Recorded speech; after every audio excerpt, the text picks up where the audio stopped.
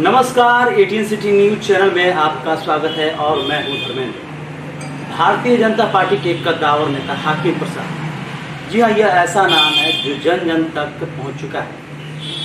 आज हम बात करेंगे हाकिम प्रसाद जी से कि आखिर वो जन जन तक पहुंचे तो पहुंचे कैसे, और जिस तरीके से विधानसभा चुनाव अब काफ़ी नज़दीक है, उसको लेकर हर पार्टी अपनी अपनी तैयारी कर रही है। और उसमें भी एक खबर ये आ रही है कि विधानसभा चुनाव के लिए प्रबल दावेदार माने जा रहे हैं हाकिम प्रसाद। क्या वजह है कि हाकिम प्रसाद को प्रबल दावेदार माना जा रहा है, और भारतीय जनता पार्टी से जुड़े होने के बाद लोगों के बीच में काफ़ी इनकी लोकप्रियता हो चुकी है। आइए हम आज बात करते हैं सीधे हाकिम प्रसाद जी से और जानेंगे कि विधानसभा चुनाव के लिए क्यों प्रबल दावेदार के तौर पर जाना जा रहा है। सर देखिए, देवदारी जो राजनीति लोग करते हैं, सबकी इच्छा होती है कि हम चुनाव लड़ें, और चुनाव लड़ने की इच्छा जरूर है, लेकिन लड़ाने की तो पार्टी तय करेगी, लड़ाएगी या नहीं लड़ाएगी। और राजनीति में हर चीज लोग महत्वाकांक्षा तो लोग रहता है। सर, एक बात भारतीय जनता पार्टी में देखी जाती है कि उम्मीदवार अपने से कुछ भी कहे, चाहे लोग कुछ भी कहें, अंतिम निर्णय पार्टी के आला कमान ऊपर से आता है। आप काफी समय से पार्टी से जुड़े हुए हैं और इस बार काफी सुर्खियों में है। देखिए, मैंने राष्ट्रीय जनता दल का राजनीति किया। शुरू में हम लोग 1994 से शहीद स्वर्गीय बिहारी प्रसाद के नेतृत्व में हम लोग राजनीति शुरू किए, और 2001 में मैंने जिला परिषद के मेंबर के रूप में चुना गया। 10 वर्ष तक काफ़ी सक्रिय राजनीति में रहा और राष्ट्रीय जनता दल से मैं राजनीति किया। जिला परिषद का अध्यक्ष भी चुने गए। 2005 में मैं निर्दलीय चुनाव बड़हरा विधानसभा से चुनाव लड़ा। मैं तीसरे नंबर पर 6-7 हज़ार वोटों से पीछे से रह करके मैं पराजित जरूर हुआ, लेकिन काफ़ी बड़हरा के लोगों ने मुझे स्नेह दिया। और राजनीति काफ़ी लंबा समय हमने राष्ट्रीय जनता दल में गुजारा, लेकिन 2015 में आदरणीय हमारे नेता है सुशील मोदी जी, राधा मोहन सिंह, इन लोगों से वार्ता कर करके हमने भारतीय जनता पार्टी में ज्वाइन किया। और भारतीय जनता पार्टी में ज्वाइन करने के बाद मुझे लगा कि मैं एक दलदल और कीचड़ में आज तक पूरा लाइफ व्यतीत किया, और आया तो यहाँ भारतीय जनता पार्टी में राजनीति शुरू करने के बाद मुझे लगा कि भारतीय जनता पार्टी एक ऐसा पार्टी है, काम करने के बदौलत आप जीरो से हीरो भी बन सकते हैं, काम नहीं करिएगा तो हीरो से हीरो बन सकते हैं। तो क्या लगता है कि जनता आप पर वो भरोसा करेगी, क्योंकि जिस तरीके से सुर्खियों में आप हैं? ये तो तय करना है पार्टी तय करेगी। यदि मुझे उपयोगी समझेगी कि नहीं हाकिम प्रसाद को लड़ाना उचित है तो लड़ाएगी, नहीं लड़ाएगी, जिनको पार्टी टिकट देगी हम ईमानदारी से मदद करेंगे। लेकिन एक चीज जानिए कि मैं भारतीय जनता पार्टी में इतना सुकून महसूस कर रहा हूँ, उसका कोई जवाब नहीं। बहुत सुकून महसूस कर रहा हूँ। लोगों के कार्यकर्ताओं के बीच में जो लोकप्रियता ने बात विचार संस्कार शिष्टाचार, वहाँ तो देख दलदल में थे ना, वहाँ कार्यक्रम था न तय होता था, न कार्यक्रम होता था। एक लालू यादव कह दिए घर घर लेखा माई माई कर करके माई, तो बाप अबूफा गायब हो गए तो माई रह गए सब। लेकिन आप बात कर रहे हैं भारतीय जनता पार्टी की, जिस तरीके से कई चुनाव में भारतीय जनता पार्टी की स्थिति, पिछले चुनाव में भारतीय जनता पार्टी की स्थिति भोजपुर में सब खास नहीं रहा, बिहार में सब खास नहीं रहा। आरजेडी जहाँ पतन की ओर था तो उभर कर वापस आ गया, और नीतीश कुमार को महागठबंधन का सरकार बनाया। फिर उनको वहाँ से तनाव महसूस हुआ तो उन्होंने गठबंधन को तोड़ा, फिर चुनाव मतलब कि वो फिर। लेकिन इस बार तेजस्वी का जो बात किया जा रहा है आरजेडी की तरफ से, लगातार कहा जा रहा है कि तेजस्वी को वोट करें या जो भी समर्थन करें। भारतीय जनता पार्टी ने भी अपना प्रयास शुरू कर दिया है, क्योंकि वर्चुअल रैली से तो चुनावी आगाज शुरू हो जाता है। देखिए, ये जो चुनाव अगला 2015 का जो चुनाव था, लालू यादव का धुरतई में पैदाइश से हुआ है। वे केवल धूर्त का राजनीति किए हैं। लोगों को अगड़ा पिछड़ा, भूरा बाल साफ करो, अगड़ा पिछड़ा का राजनीति करके लोगों को बरगलाए, और बरगला करके उसी में हमारे भागवत जी का बयान आ गया, एकदम जायज उनका बयान था आरक्षण की समीक्षा। अब बताइए कि हमारे ही बिरादरी में, मान लीजिए हम ही को मानिए ना भाई, हमको आरक्षण की क्या जरूरत है?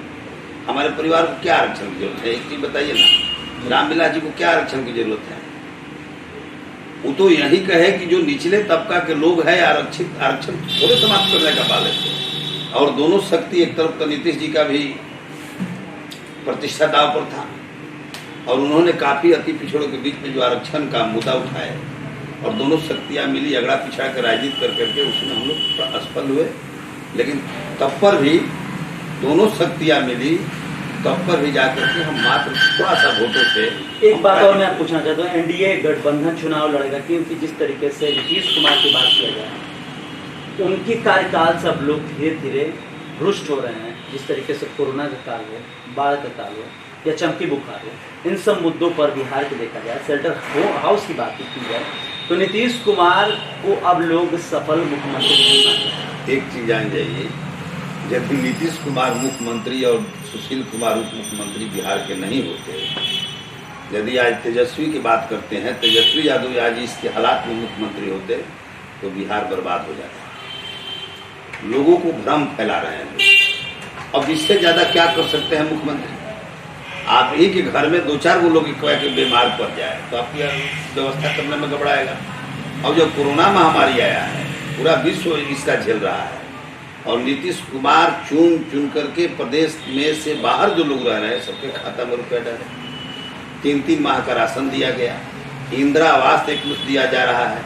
पूरा देखिए, सरकार चलता है सिस्टम से, मुँह से नहीं चलता है, सिस्टम से चलता है। सरकारी जो प्रावधान कैबिनेट से पास होगा, एक उसका मापदंड बनेगा कि क्या हमको जो स्वदेशी भाई आए हैं, यानी बेरोजगार आए हैं, जो मजदूर क्लास के श्रमिक भाई आए हैं, उनको मजदूरी देने के लिए हम क्या इंदिरा आवास देंगे, या हम क्या कहते हैं नरेगा। तो सर, क्या ये लगता है कि विधानसभा चुनाव के चलते नीतीश कुमार ने श्रमिकों को यहाँ श्रम देने की बात कही है, या उन्हें काम देने की बात की? क्योंकि बिहार में पहले से बहुत सारे लोग बेरोजगार हैं, उनके लिए कोई रोजगार नहीं। कोरोना के काल में एक चीज़ सबसे बड़ी देखने को मिला था कि जिनके पास कुछ छोटा बहुत रोजगार करते थे, मॉल वगैरह में, बड़े बड़े कारखाने में काम करते थे, वहाँ से उनकी छटनी शुरू हो गई। तो ऐसे में क्या लगता है कि उनके लिए रोजगार सृजन, क्योंकि कोई इंडस्ट्री तो बैठा नहीं बिहार। जब सच्चाई है कि जब कपार पर पड़ता है, बारिश होता है, तभी छाता की आवश्यकता पड़ती है। तो 15 सालों में क्या 15 साल में आपको नहीं विकास लग रहा है, कहीं सड़क, ये तो सर बात है क्लियर कि सब कुछ है सर, लेकिन लाइन किया जाए सर रोजगार के लिए। बिल्कुल लाइन ऑर्डर में सुधार हुआ है, रोड सड़कें बनी है, बेरोजगारी। ये नहीं व्यवस्था था कि हम लोग को भी मालूम नहीं था कि इतने तादाद में बाहर में श्रमिक लोग हैं। अभी आया कोरोना महामारी, हम सचेत हो गए, हम सबको रोजगार का गारंटी दे रहे हैं। आप नहीं तो 2 दिन पहले हमारे प्रधानमंत्री ने चिंतित करके सारे रोजगारों को आने प्लान बनाए। इसलिए प्रधानमंत्री और नीतीश कुमार और सहयोगी हमारे हैं सुशील कुमार मोदी जी, इसलिए बिहार के लोगों की चिंता नहीं है, चिंता है इन लोगों की। पूरे बिहार के लोगों को आज यदि गलत हाथों में बिहार के लोग सोचेंगे और भ्रम फैला रहे हैं, कौन माई लोग फैला रहे हैं, दूसरा कोई जो नीतीश तो क्या लगता है कि इस बार भी नीतीश कुमार की सरकार महागठबंधन? बिल्कुल सोचने की सब कर रहा है।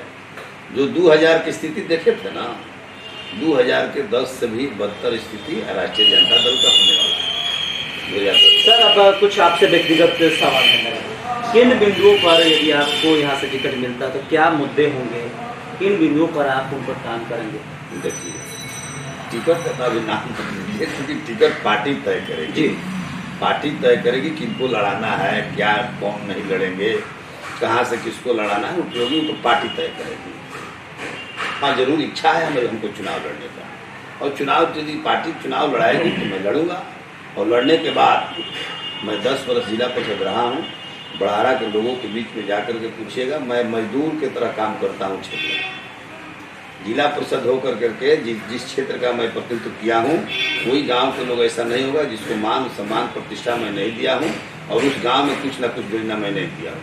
क्योंकि उसको हम कर्ज के रूप में स्वीकार करते हैं कि लोगों ने मेरे को वोट दे करके एक प्रतिनिधि बनाया है, तो मैं उससे दुगना तिगना मेहनत कर करके, चूँकि मेरे पास कोई रोजगार नहीं है। एक चीज़ जानिए, मैं शुद्ध रूप से राजनीति करता हूँ। परिवार के लोग क्या करते हैं क्या नहीं करते हैं उसमें मेरा कोई बहस नहीं। मैं शुद्ध रूप से राजनीति करता हूँ सुबह से लेकर के 10 बजे रात तक, और चाहता हूँ कि लोगों के बीच में यदि प्रतिनिधि बनने के बाद, मैं नहीं कह सकता हूँ लेकिन ये कहूँगा कि आरा विधानसभा का भौगोलिक जो अभी है उससे कई गुना बेहतर हो, यानी बेहतर करने की उम्मीद मतलब कि रखा जा सकता है, क्योंकि जिस तरीके से काफ़ी लंबे समय से अपने ज़िले को देखा होगा, अपने शहर को देखा होगा, और लगातार यहाँ एक चीज़ देखने को मिल रहा है कि जो बात किया जाए, चुनाव हो या नेता हो या उसके बाद सामाजिक कार्यकर्ता, सभी लोग निजी स्वार्थ में लग जाते बाद में। तो क्या उस तरीके से देखिए, गलत आदमी को राजनीति में जो भी दल लाएंगे लोग, अभी कल का हालात आपको बताते हैं कि आपको मालूम होगा कि नहीं होगा, लालू यादव अपने करनी का पाप से धो रहे। लालू जी गलत लोगों को एजेंसी बना दिए, मैं नाम नहीं कहूँगा, और बार्गेनिंग, कोई अपने बेटा के लिए बार्गेनिंग कर रहा है, तो कोई अपने बीवी के लिए बार्गेनिंग कर रहा है, तो कोई अपने भाई के लिए बार्गेनिंग कर रहा है। अब लालू जी का परिस्थिति में पड़ गया तो कल से भूमिगत हो गया है कि हम जदयू में जा रहे हैं तो भाजपा में जा रहे हैं, बार्गेनिंग शुरू हो गया है। तो जो गलत आदमी को, खबर आ रहा है, एक चीज गलत आदमी को राजनीति में कोई दल, गुंडा, स्मगलर, क्रिमिनल, किसी को राजनीति में प्रवेश करेगा, वो दूसरे के लिए नहीं प्रवेश करेगा, वो अपने लिए प्रवेश करेगा, उसी पाप का भोगना भोग रहे हैं लालू यादव। जीतन राम मांझी भी नीतीश कुमार के पास आए, वो तो भाई नीतीश कुमार के थे ही, वो तो थे ही, किसी कारण वसूल करके चले गए थे, तो जाएंगे। तो क्या लगता है कि इस बार बिहार के चुनाव किस तरीके का होगा? ये अंतिम सवाल में पूछना, किस तरीके का होगा? कि जो पिछले बार एनडीए का था उसके बाद कुछ उठापटक हुआ, इस बार का चुनाव, इस बार का चुनाव बिल्कुल नरेंद्र मोदी और नीतीश कुमार के चेहरे पर होगा, और लोगों ने मन बना लिया है। और एक चीज़ आपको आश्वासन मैं देता हूं कि जो 2010 का हालात था उससे भी बेहतर एनडीए होगा, और उससे भी खराब स्थिति में यूपीए होगा। इससे ज़्यादा हम नहीं करेंगे। जी धन्यवाद। तो ये थे जो एक कदावर भोजपुर के जो भाजपा के कार्यकर्ता हैं, नेता हैं और प्रबल दावेदार आरा सदर से माने जा रहे हाकिम प्रसाद, जिन्होंने आरजेडी पर सख्त लहजे में हमला बोला, क्योंकि जिस तरीके से इन्होंने कहा कि लालू यादव झूठाई से अपने बाज नहीं आते हैं, और जिस तरीके से पीएम नरेंद्र मोदी और सीएम नीतीश कुमार के चेहरे पर बिहार में चुनाव लड़ जाएगी, और जिस तरीके से अभी फिलहाल वर्तमान समय में चुनावी समर चल रहा है, हर पार्टी और हर राजनीतिक दल एक काम करना चाहते हैं कि ज़्यादा से ज़्यादा लोगों से जुड़ पाएँ, और ये चुनाव इस बार डिजिटल चुनाव होने जा रहा है, और डिजिटल चुनाव में जो जिसका आईटी सेल मजबूत होगा वो एक तरीके से अहम भूमिका अदा कर सकता है विधानसभा के चुनाव में। आने वाले चुनाव से हर पल के अपडेट्स हम देते रहेंगे और कई नेताओं से भी बात करेंगे। ये तो हाकिम प्रसाद ने अपनी बातों को कहा, खुल कर कहा कि जिस तरीके से भारतीय जनता पार्टी में ये आए तो उन्हें सुकून मिलता है, और सुबह से शाम तक ये राजनीति करते हैं, क्योंकि जिस तरीके से बिहार में बदलाव की बात किया जाए तो बदलाव इन्होंने कहा, और इन्होंने ये भी कहा कि नरेंद्र मोदी लगातार प्रयास कर रहे हैं बिहार के बेरोजगार युवाओं को रोजगार दिया। तो जो हमने सवाल किया तो उन्होंने सीधा जवाब दिया कि रोजगार सृजन किया जा रहा है, और पहली बार पता चला कि बिहार से इतने लोग बाहर गए थे। तो आने वाला चुनाव बताएगा कि ये श्रमिक किनके तरफ जाते हैं, क्योंकि काफ़ी संख्या में श्रमिक बिहार आए हुए हैं, और ये कहीं ना कहीं टर्निंग पॉइंट भी हो सकता है चुनाव के मद्देनजर। सहयोगी संतोष के साथ धर्मेंद्र कुमार, 18 सिटी न्यूज़, आरा।